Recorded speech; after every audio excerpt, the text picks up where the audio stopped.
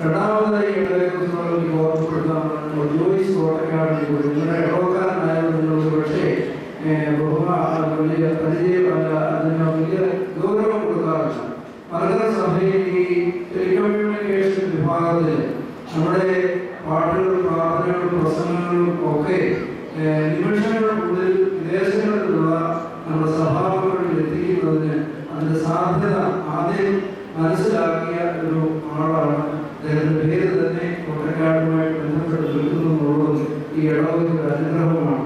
നിങ്ങൾ പ്രത്യേകിച്ച് വിദേശത്തൊക്കെ ആയിരിക്കുമ്പോൾ ഇവിടെ നടക്കുന്ന ഓരോ സംഭവങ്ങളും ചലനങ്ങളും ഒന്നും തന്നെ മായാതെ അത് മുഴുവൻ ഒപ്പിയെടുത്ത് ആ നിമിഷം തന്നെ ഗൾഫിലും അമേരിക്കയിലും ആഫ്രിക്കയിലും ഒക്കെയുള്ള നമ്മുടെ സഭാംഗങ്ങളിൽ എത്തിക്കുവാൻ സഭാതലത്തിലൊക്കെ ക്രമീകരണങ്ങളുണ്ടെങ്കിലും അതുപോലെ തന്നെ ശുശ്രാന്തിയോടെ പ്രവർത്തിക്കുന്ന ഒരാളാണ് ജോയിസ്. ഇടവക്കാരനാണ്.